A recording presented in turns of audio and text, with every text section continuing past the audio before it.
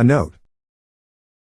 This book is intentionally not the work of FRATER PERDURABO. Experience shows that his writing is too concentrated, too abstruse, too occult, for ordinary minds to apprehend. It is thought that this record of disjointed fragments of his casual conversation may prove alike more intelligible and more convincing, and at least provide a preliminary study which will enable the student to attack his real work from a standpoint of some little general knowledge and understanding of his ideas, and of the form in which he figures them. Part 2, Magic, is more advanced in style than Part 1. The student is expected to know a little of the literature of the subject, and to be able to take an intelligent view of it. This part is, however, really explanatory of Part 1, which is a crude outline sketch only. If both parts are thoroughly studied and understood, the pupil will have obtained a real grasp of all the fundamentals and essentials of both magic and mysticism. I wrote this book down from FRATER PERDURABO's dictation at the Villa Calderazzo, Posillipo, Naples, where I was studying under him, a villa actually prophesied to us long before we reached Naples by that brother of the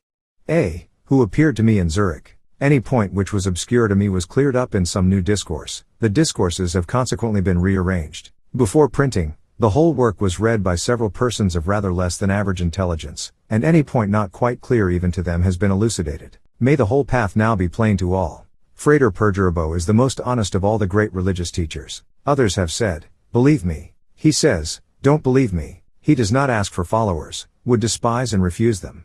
He wants an independent and self-reliant body of students to follow out their own methods of research. If he can save them time and trouble by giving a few useful tips, his work will have been done to his own satisfaction. Those who have wished men to believe in them were absurd. A persuasive tongue or pen, or an efficient sword, with rack and stake, produce this belief, which is contrary to, and destructive of, all real religious experience. The whole life of FRATER PERDURABO is now devoted to seeing that you obtain this living experience of truth for, by, and in yourselves. SOROR VIRAKAM, Mary d'Este Sturges. Book 4, by FRATER PERDURABO and SOROR VIRAKAM.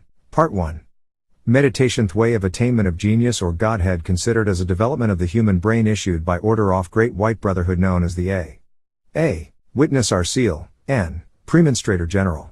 Preliminary remarks. Existence, as we know it, is full of sorrow. To mention only one minor point, every man is a condemned criminal, only he does not know the date of his execution. This is unpleasant for every man. Consequently every man does everything possible to postpone the date, and would sacrifice anything that he is if he could reverse the sentence. Practically all religions and all philosophies have started thus crudely, by promising their adherents some such reward as immortality. No religion has failed hitherto by not promising enough. The present breaking up of all religions is due to the fact that people have asked to see the securities. Men have even renounced the important material advantages which a well-organized religion may confer upon a state, rather than acquiesce in fraud or falsehood, or even in any system which, if not proved guilty, is at least unable to demonstrate its innocence. Being more or less bankrupt, the best thing that we can do is to attack the problem afresh without preconceived ideas.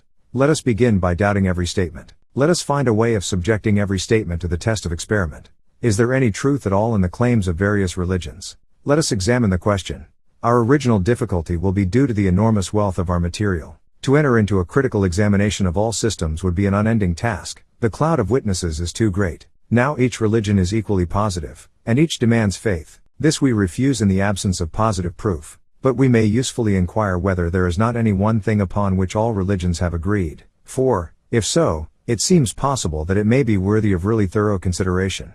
It is certainly not to be found in dogma. Even so simple an idea as that of a supreme and eternal being is denied by a third of the human race. Legends of miracle are perhaps universal, but these, in the absence of demonstrative proof, are repugnant to common sense. But what of the origin of religions? How is it that unproved assertion has so frequently compelled the assent of all classes of mankind?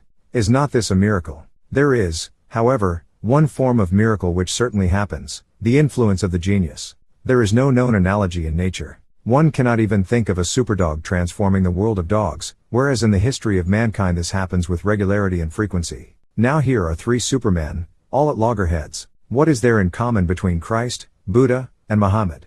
Is there any one point upon which all three are in accord? No point of doctrine, no point of ethics, no theory of a hereafter do they share, and yet in the history of their lives we find one identity amid many diversities. Buddha was born a prince, and died a beggar. Muhammad was born a beggar, and died a prince. Christ remained obscure until many years after his death. Elaborate lives of each have been written by devotees, and there is one thing common to all three, an omission.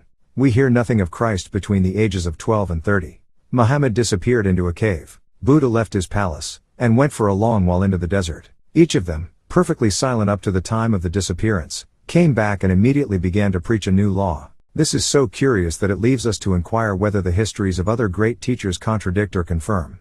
Moses led a quiet life until his slaying of the Egyptian. He then flees into the land of Midian, and we hear nothing of what he did there, yet immediately on his return he turns the whole place upside down. Later on, too, he absents himself on Mount Sinai for a few days, and comes back with the tables of the law in his hand. St. Paul, again, after his adventure on the road to Damascus, goes into the desert of Arabia for many years, and on his return overturns the Roman Empire. Even in the legends of savages we find the same thing universal. Somebody who is nobody in particular goes away for a longer or shorter period, and comes back as the great medicine man, but nobody ever knows exactly what happened to him. Making every possible deduction for fable and myth, we get this one coincidence. A nobody goes away, and comes back as somebody. This is not to be explained in any of the ordinary ways. There is not the smallest ground for the contention that these were from the start exceptional men.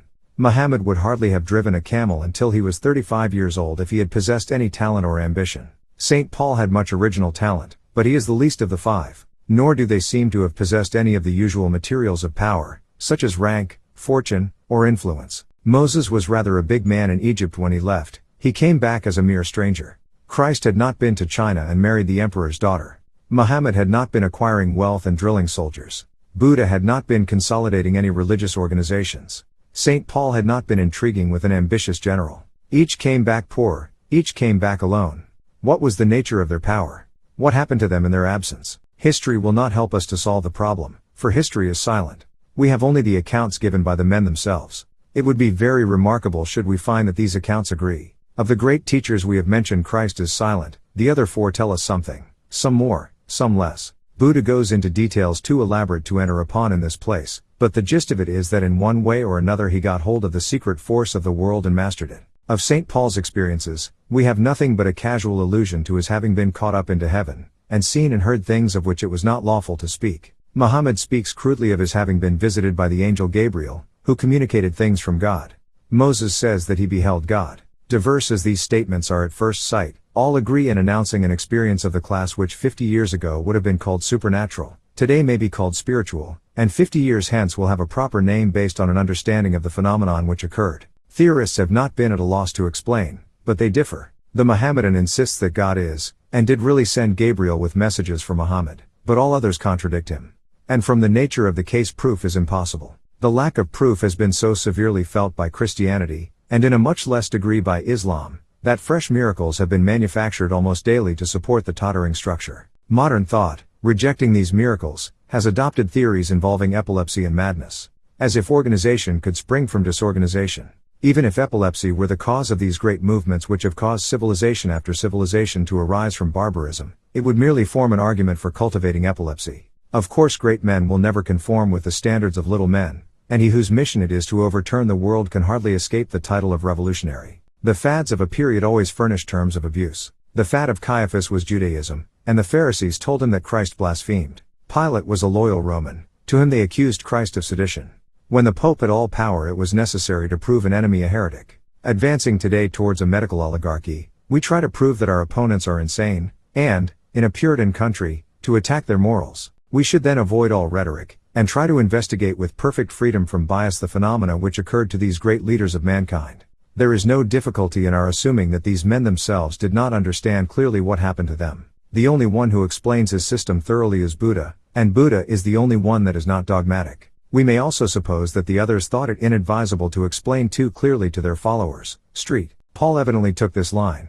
Our best document will therefore be the system of Buddha. Footnote: we have the documents of Hinduism, and of two Chinese systems. But Hinduism has no single founder. Lao Tse is one of our best examples of a man who went away and had a mysterious experience, perhaps the best of all examples, as his system is the best of all systems. We have full details of his method of training in the Kong Kang King, and elsewhere. But it is so little known that we shall omit consideration of it in this popular account. But it is so complex that no immediate summary will serve, and in the case of the others, if we have not the accounts of the masters, we have those of their immediate followers. The methods advised by all these people have a startling resemblance to one another. They recommend virtue, of various kinds, solitude, absence of excitement, moderation in diet, and finally a practice which some call prayer and some call meditation. The former four may turn out on examination to be merely conditions favorable to the last. On investigating what is meant by these two things, we find that they are only one.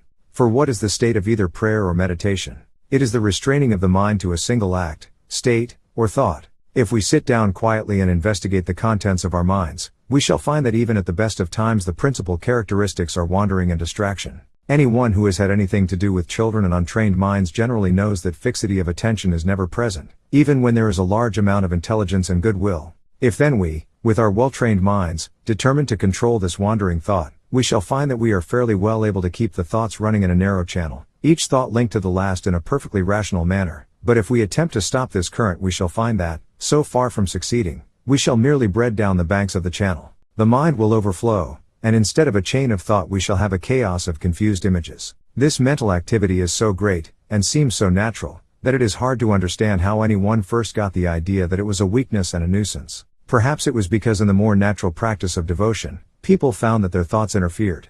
In any case, calm and self-control are to be preferred to restlessness. Darwin in his study presents a marked contrast with a monkey in a cage. Generally speaking, the larger and stronger and more highly developed any animal is, the less does it move about, and such movements as it does make are slow and purposeful. Compare the ceaseless activity of bacteria with the reasoned steadiness of the beaver, and except in the few animal communities which are organized, such as bees, the greatest intelligence is shown by those of solitary habits. This is so true of man that psychologists have been obliged to treat of the mental state of crowds as if it were totally different in quality from any state possible to an individual. It is by freeing the mind from external influences, whether casual or emotional, that it obtains power to see somewhat of the truth of things. Let us, however, continue our practice. Let us determine to be masters of our minds. We shall then soon find what conditions are favorable. There will be no need to persuade ourselves at great length that all external influences are likely to be unfavorable. New faces, new scenes will disturb us. Even the new habits of life which we undertake for this very purpose of controlling the mind will at first tend to upset it. Still, we must give up our habit of eating too much, and follow the natural rule of only eating when we are hungry, listening to the interior voice which tells us that we have had enough. The same rule applies to sleep. We have determined to control our minds, and so our time for meditation must take precedence of other hours. We must fix times for practice, and make our feasts movable, in order to test our progress, for we shall find that, as in all physiological matters, meditation cannot be gauged by the feelings. We shall have a notebook and pencil, and we shall also have a watch. We shall then endeavor to count how often, during the first quarter of an hour, the mind breaks away from the idea upon which it is determined to concentrate. We shall practice this twice daily, and, as we go, experience will teach us which conditions are favorable and which are not. Before we have been doing this for very long we are almost certain to get impatient, and we shall find that we have to practice many other things in order to assist us in our work.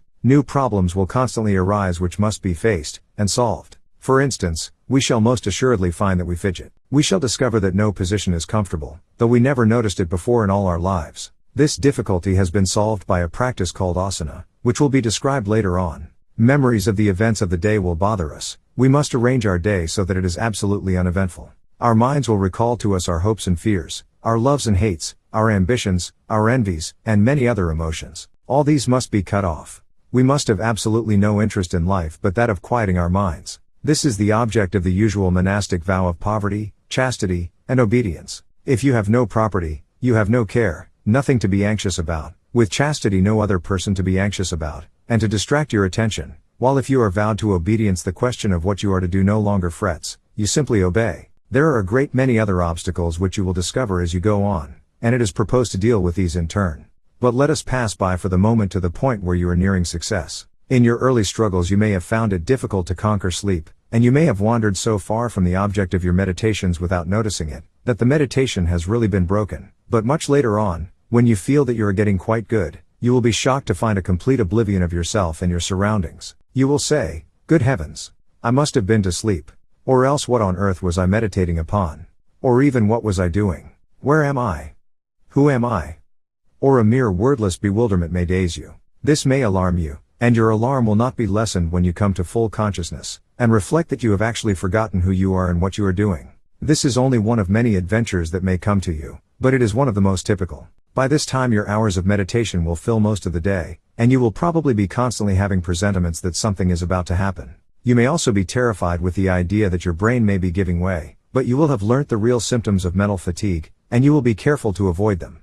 They must be very carefully distinguished from idleness. At certain times you will feel as if there were a contest between the will and the mind, at other times you may feel as if they were in harmony, but there is a third state, to be distinguished from the latter feeling. It is the certain sign of near success, the view hello. This is when the mind runs naturally towards the object chosen, not as if in obedience to the will of the owner of the mind, but as if directed by nothing at all, or by something impersonal, as if it were falling by its own weight, and not being pushed down. Almost always, the moment that one becomes conscious of this, it stops, and the dreary old struggle between the cowboy will and the buckjumper mind begins again. Like every other physiological process, consciousness of it implies disorder or disease. In analyzing the nature of this work of controlling the mind, the student will appreciate without trouble the fact that two things are involved, the person seeing and the thing seen, the person knowing and the thing known, and he will come to regard this as the necessary condition of all consciousness. We are too accustomed to assume to be facts things about which we have no real right even to guess.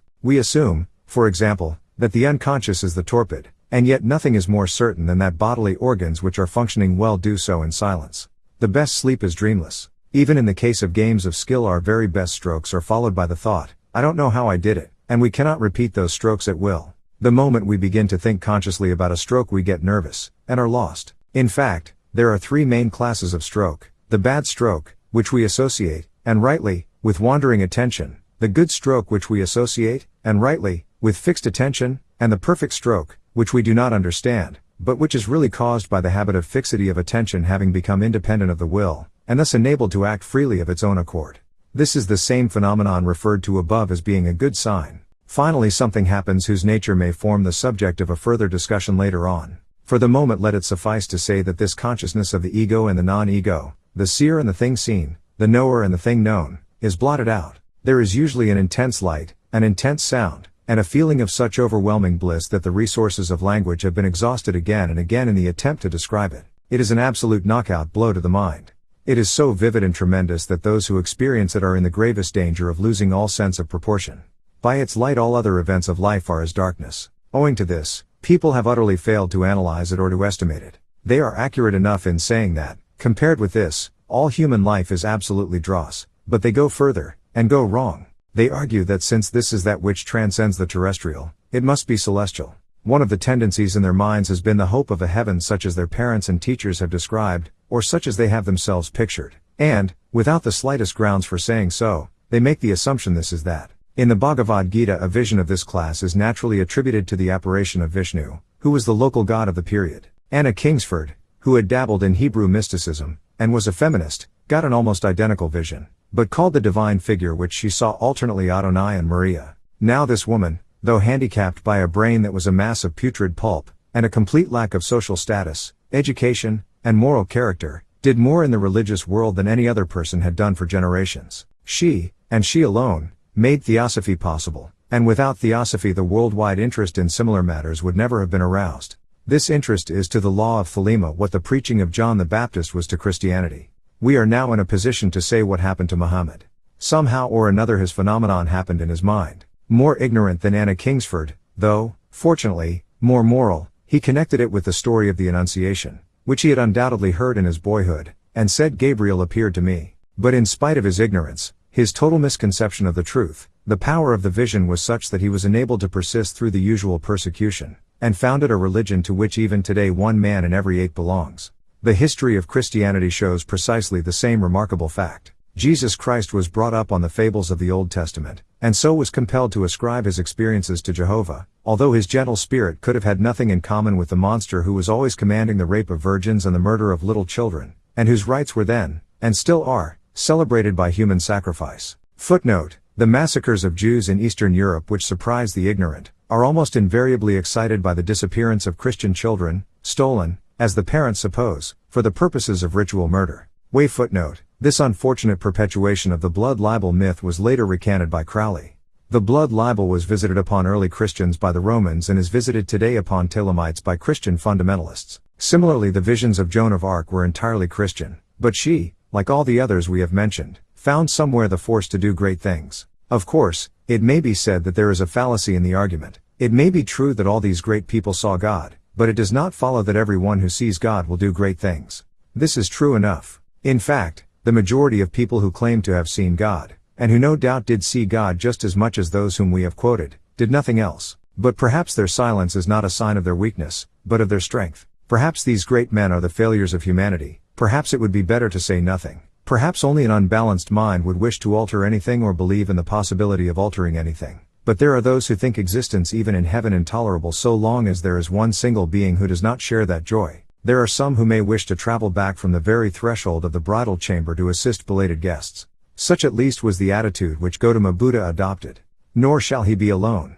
Again, it may be pointed out that the contemplative life is generally opposed to the active life, and it must require an extremely careful balance to prevent the one absorbing the other. As it will be seen later, the vision of God, or union with God, or samadhi, or whatever we may agree to call it, has many kinds and many degrees, although there is an impassable abyss between the least of them and the greatest of all the phenomena of normal consciousness. To sum up, we assert a secret source of energy which explains the phenomenon of genius. Footnote: we have dealt in this preliminary sketch only with examples of religious genius. Other kinds are subject to the same remarks, but the limits of our space forbid discussion of these. We do not believe in any supernatural explanations, but insist that this source may be reached by the following out of definite rules, the degree of success depending upon the capacity of the seeker, and not upon the favor of any divine being. We assert that the critical phenomenon which determines success is an occurrence in the brain characterized essentially by the uniting of subject and object. We propose to discuss this phenomenon, analyze its nature, determine accurately the physical, mental and moral conditions which are favorable to it, to ascertain its cause, and thus to produce it in ourselves, so that we may adequately study its effects.